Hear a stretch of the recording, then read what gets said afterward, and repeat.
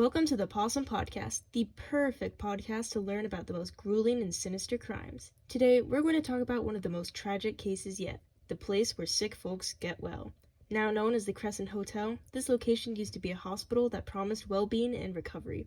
Instead, what resulted was the deaths of many. We hope you enjoyed this deep dive. Norman G. Baker, a popular radio star host of The Naked Truth, started one of the first modern-day scams that ended in a total catastrophe.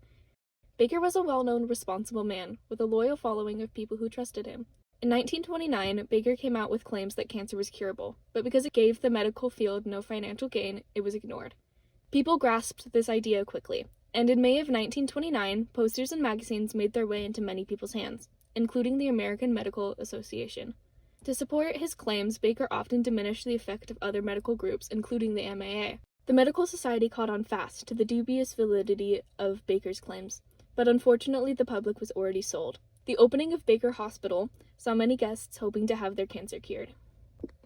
Baker claimed that there would be no surgeries or removals needed, unlike other leading physicians at the time.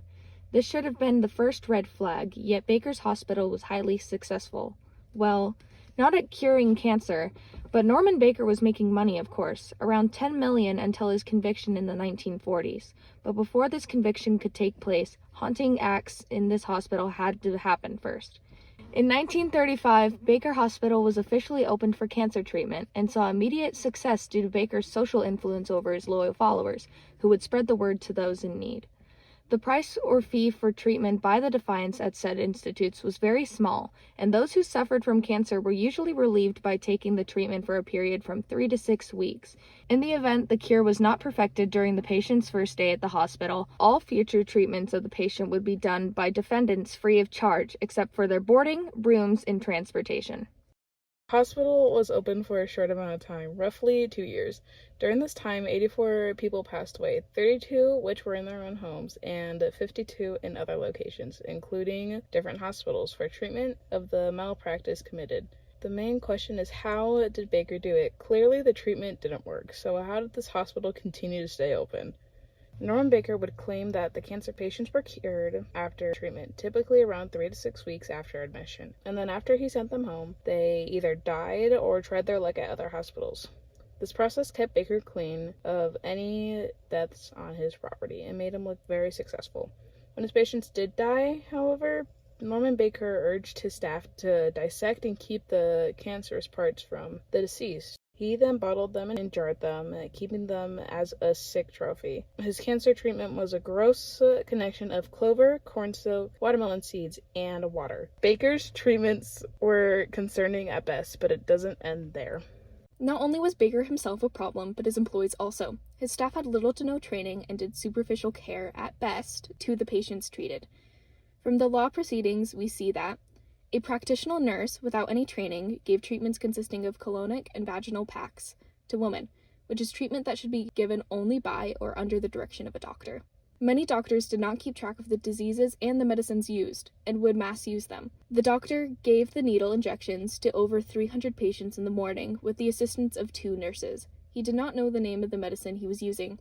Dr. W.S. Hutto, employed from April 6, 1938 to July 31, 1939, testified that there was no way of determining for sure that patients at the Baker Hospital had cancer. This is serious malpractice, even in the 1940s when medical practice was not as developed as the modern day. Even with the not-so-strict rules, the fact that they subjected patients to cancer treatments without even checking if the patient actually has the ailment is a serious problem. Baker included something very interesting in his admission to his hospital.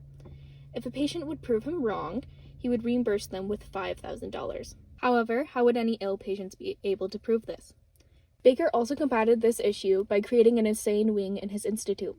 Anyone complaining of his malpractice, or simply complaining of pain, would be sent there. Baker silenced his victims to keep being successful and gaining money. However, Baker's success was short-lived. His institute was only left open for around 2 years until the FBI caught him on November 20th, 1940. Baker and his staff were sent to court where multiple staff and victims came forward about the things happening in the hospital. However, Baker could only get caught for mail fraud, as his advertisements were fraudulent. Because of this, he was only in jail for 4 years, despite the atrocities he committed. One witness even stated that This man, Bunker, testified that Norman Baker employed him in connection with his radio, and that Norman Baker told him that if he could find suckers enough, he was going to make $1 million. Norman Baker was still allowed to keep most of the money earned and live luxuriously in Florida for the rest of his years.